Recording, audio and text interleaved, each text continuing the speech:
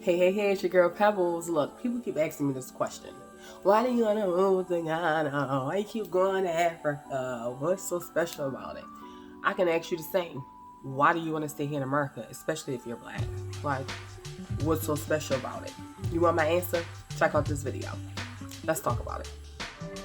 But first, like, subscribe, hit the notification bell, and don't forget to give me a thumbs up. It's important. Enjoy the video. I had a lot of different places, on my mind. Africa always being the top of my list, but then I played around with a couple different ideas, which we might still end up doing at some point in time. For those who know, we just spent a month in Ghana, the entire month of September, and we went there to prepare for when we are going to eventually go to Ghana, whether it be full-time or maybe for 6 months. We don't know. We're still working out the details. For those inquiring, yes, we're still going. We went there for the month as planned, and then we're back as planned, because I had a lot of people hit me up in my inbox like, oh, I thought you was leaving. I am. I have to go set up first and take care of things. So, yeah. But, aside from all of that, I just be really confused about people. And I'm going to say this, and some might get offended, and I don't care. Like, if you're watching my channel enough, watching my videos enough, I think you've got a good idea of me. I'm pretty much going to do what I want and say what I want and, express how I really feel. And if you don't like it, then you can unfollow me or you can not watch the video. And I say that out of respect. The messages I post are for those who are supposed to receive it. And if it's not for you, then keep on going with love, right?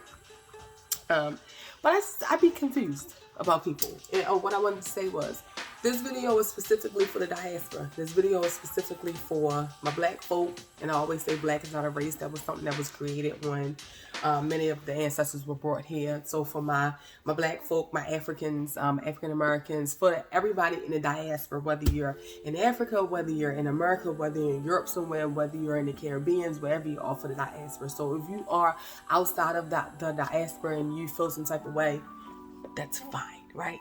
And so I'm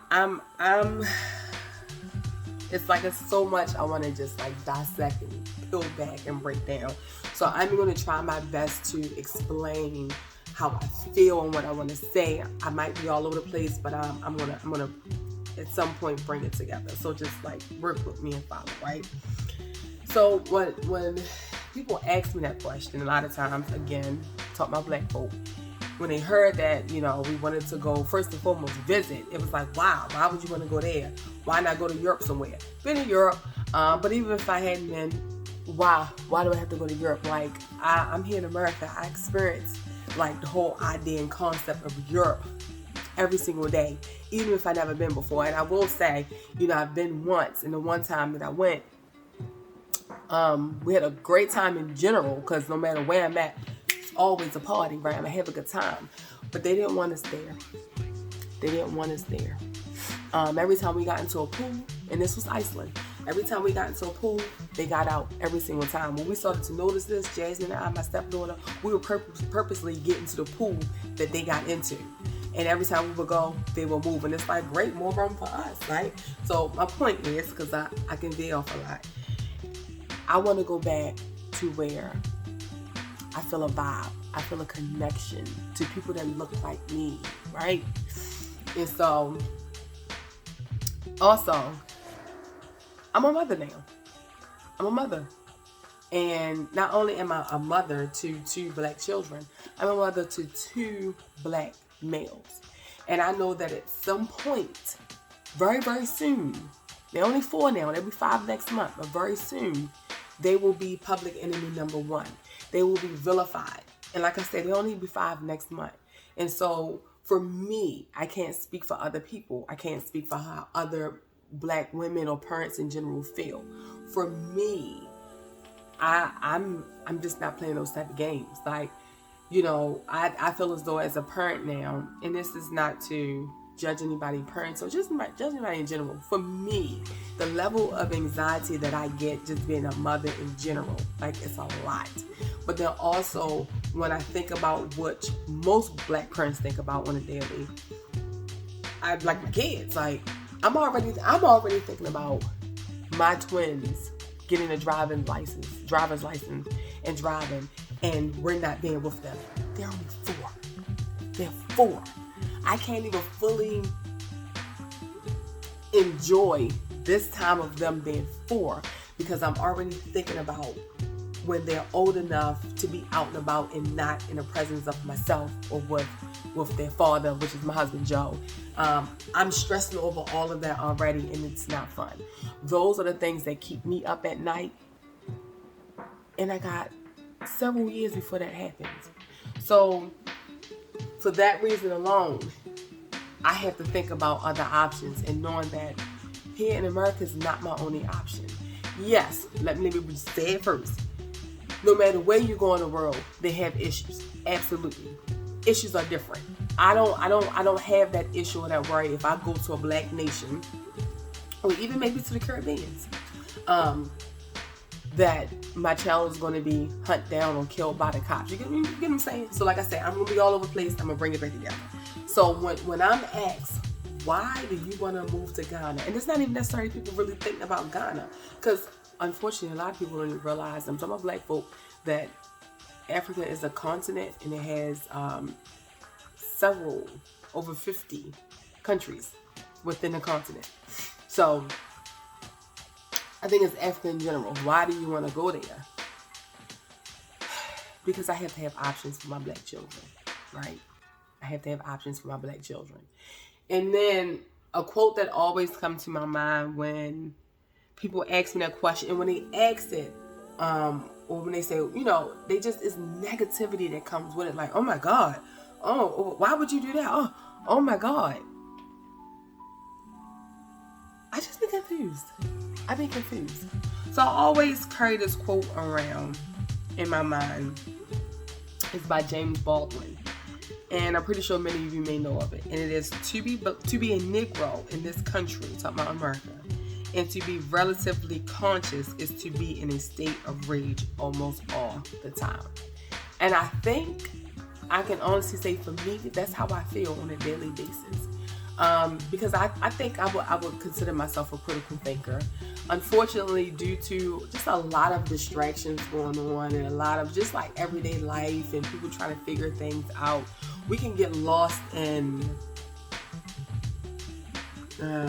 not really critically thinking. I just find that a lot of people don't do a lot of critical thinking, and it's stressful for me. I know that sometimes, we can overanalyze things, and that's not good. But on a daily basis, when you're just having conversations with people, just out and about, when you talk to people, sometimes you just be like, what? You're like, what are you talking about? I find that oftentimes a lot of people don't even know what the heck they're talking about. And it keeps us in a stagnant space, in a stagnant situation. And it's not good. It's not good for us. So, let me give you a few more reasons of why I want to move to Africa, whether it be Ghana or whatever. W.E.B. Du Bois had this concept called double consciousness. And if you never heard of it, it means when it's a veil. For black people, we live behind this veil. So on the one side of the veil, it's like you know who you are as a African American, as a black person. You know how you function. You know how you live. You know, like you have a certain culture. You just know you have a certain vibe, right? But you also know on the flip side of that veil, or the other side of that veil, you can't really be that. You can't really profess, what your culture is. You can't really profess who you really are. You can't really get down to the nitty gritty and show the world what your blackness is about, what your African heritage is about. Because the dominant society who runs things, which is the white society, they don't want to hear it. They ain't for it. They don't understand it. They don't want to understand it. And I actually can debate that, because I think they understand it quite well. What we have to understand is the enemy understand who they are attacking more than the people that actually they are attacking. Did you catch that? They study. The enemy will always study you more. The enemy will always study you more and know more about you than you know about yourself. But that's another conversation. And so you know who you are on one side of the veil. Like you know who you are, hopefully, for the most part, right? But the other side, you have to conform to the dominant side. And for us, it's white America. You have to conform to that because that is the way of life. That is the way of being. That is what's considered normal. You have to be like them.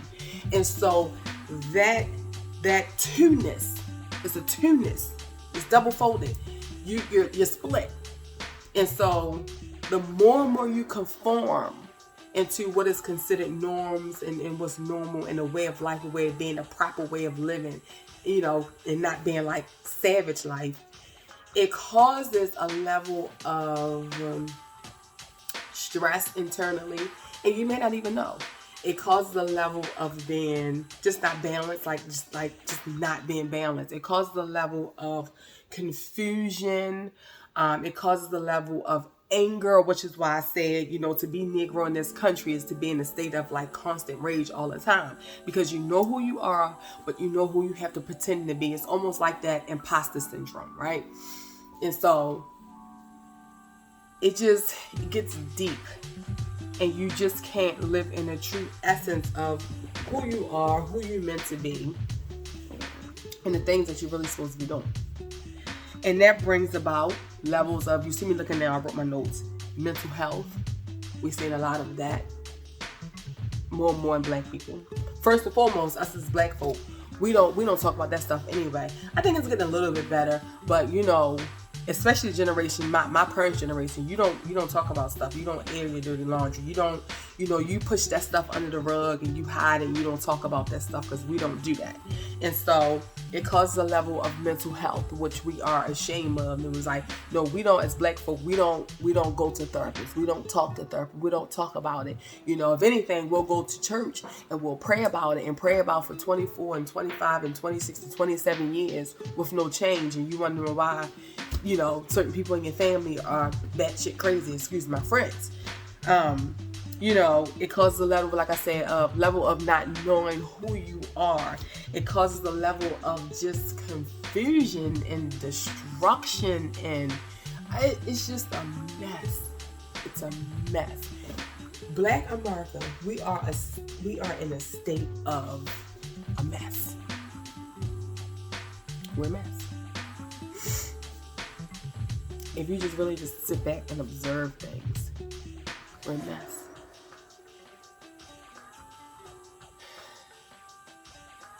The men don't know how to lead. And if you're a man and you know how to lead, that's not for you. Women don't know how to be women. They just shaming themselves. We're a mess. We're a mess. And we're passing this down to the younger generations. And we wonder why they're the best. I'll be the first to say, and people may not like to hear this, but it's okay. The generation before me, the older generation, in certain ways, you all have failed us. There are things that you've done for us that we appreciate. We stand on your shoulders for a lot of things. But there are a lot of things that you have failed us with. Right? People don't want to hear that. Don't sound nice, but it's true. We're a mess. So again, going back to why you want to go to Africa, because they have their issues. I want to go. I want to take my family because it's a certain vibe there.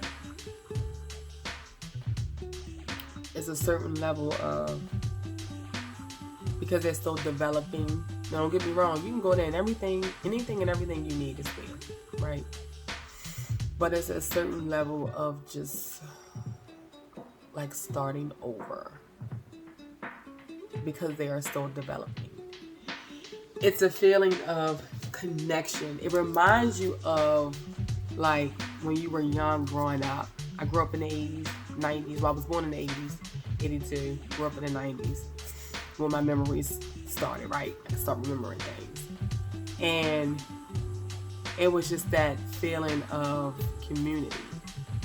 Feeling of, if you did something, right, that was wrong, your neighbor could either discipline you, or you know for sure she was going to go tell your mother or your father or whoever, or got you all the way together. When I say discipline, don't necessarily mean putting their hands on you, but they would get you all the way together. And depending upon how close that neighbor was to your family, they might put their hands on you, right? It's just like you felt safe, even though you had your issues. I grew up and was considered the hood, and we had our issues of crime and drug dealing, blah, blah, blah, and killing, right? But it was a certain level of security you had. That makes sense. It's just a vibe that you feel when you go there, that we don't have here anymore because we're so lost. So I want to take my children there so they can at least have an idea of it being more than just this, right? I want them to go and see themselves all the time, constantly. I don't want them to be the minority. I want them to be the majority. I want them to go to a school where people who are teaching them, they look like them. I want them to have representation. I want them to feel love when they go to school. So if you've been following me, you know that we signed them up for school, the twins, when we were in Ghana for the month. And every day when they came to school, their teachers, they gave them a big hug and they would say, I love you. And before they leave class, they would say, I love you. I mean, it was just the biggest hug ever. And it was like the longest hug ever. Like, children need to feel that. Children need to know that. 9 times out of 10, you're not getting that here. There are some wonderful educators here. I'm not going to take away because I know several of them, right? I've had maybe a couple of them in my life. Just a couple. But for the majority, you ain't getting that, especially as a black kid. But I want them to feel comfortable. I want them to go to a school where they don't feel like they're being oppressed. Because here, the oppressor is running the school system. Here, our history is whitewashed. Here, we're not really being taught to be ourselves and love ourselves. We're not even being taught that we're loved, right? I don't want my kids to go through that. I don't want them to go through that. And so that's why it's important for me. That's why I'm so steadfast in having those options available for them to be cultured, for them to see something different. It's not just about here. I don't want them to get caught up in the idea of what, just politics. And there's politics everywhere. You go there and they have issues, politics, and it's just like, you know what I'm saying? But I just don't want them to think that you got to be this or you got to be that. You gotta be with this party or you gotta be with that party. Like, I don't want them to think that that's okay, because it's not. I want them to be, Lord, what Kanye West called free thinkers, right? I want them to think for themselves. I want them to explore. I want them to examine things. I don't want them to fall into this whole idea of collective thinking. You just go with the flow. And people can debate and say, again, that's true. But I just don't know. I just feel like for many of the Black Americans here, we're just so lost. We're so lost. We're lost. So for those reasons and 10,000 more, I just gotta go. I refuse to have my children slide into that complacency of double consciousness. I refuse to have them struggle between two veils. And I know that they're human, so they're going to have their own burdens. No matter what I do as a mother, no matter how good I am, no matter how bad I am, they're going to get to an age where they're going to make decisions for themselves, regardless of whatever teachings they get from us, from their parents. But I'm going to do everything in my will and my power to help them not have that inner turmoil of two veils, of knowing who they are, because they will know who they are if I have anything to do with it. They will know who they are, right? But I refuse to just sit back and allow them to struggle about, this is who I am, this melanin, but I gotta conform to that. I'm gonna wrap this video up because I think I'm getting irritated just talking about all of this. I'm gonna always be real with you, but that's just how I'm feeling. I can go on and on and on and why I want to go. I can even say, why not? Like, life is about adventure. It's this quote that I read. It's one of my favorite quotes. Like, I love quotes, and I hope I get it right. It's to not travel in life, and I'm paraphrasing, and I forgot who it's by. To not travel in life is like only reading one book. You only know about that one book and what it talks about, and that's it. You know nothing outside of that book. So it's the same idea of to not travel, to stay where you're from and not go other places. You only know about where you're from. You have no idea, no concept of anything else other than where you're from. And so as people, we're meant to move. We're meant to move. And unfortunately, too many of us are moving, but we ain't going nowhere. Life is about adventure, because you only get this one chance, right? So I'm gonna have an adventure, and I'm gonna take my family on it. As a black woman here in this place, I'm going to take advantage of any and all options available to me.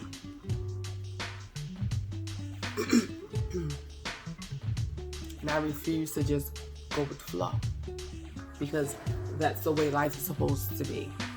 Who do you think you ought to do as Pebbles? I'm gonna be different, because different is survive. I refuse to just settle into norms. I'm just not gonna do it. To me, that's not living life. To me, that's just like physically living, but mentally and emotionally dead, and I just refuse to do that. So the next time you ask me why, oh my God, why do you want to go to Africa? Why do you want to go to Africa? Or wherever, it could be abroad, anywhere. Because who knows where we may end up in life? I don't know. I wake up every day with a new adventure idea on my mind. Who knows? I stress Joe out all the time. He be like, oh my God, you're crazy. I be like, I know. Know that. Because I'm going to live life. I'm not going to let life live me. I'm going to live life. And now that I am a mom, I'm going to teach them to do the same. Because fear is for the birds, and the birds don't even want it. That's why they fly. That was a word. The birds don't even want fear. That's why they fly. They just take off and get away from it, right? Because there's fear in flying. Ooh, that's a word. There is fear in flying. That's why the birds don't want it, because they fly. Y'all gonna catch that later. That whole idea is developing as I'm saying it, right? But let me stop. Live life, y'all. Live life. Live life. And stop having such a bad idea on other places other nations, other countries, especially Africa, and I'm talking to black folk. You have been conditioned to think that Africa is just this terrible place that everybody's hanging off of like trees and living in huts. You might go to a village land and they have huts, and they some of the happiest people you'll ever run into in life, right? But guess what? You have many places where they live in houses better than yours.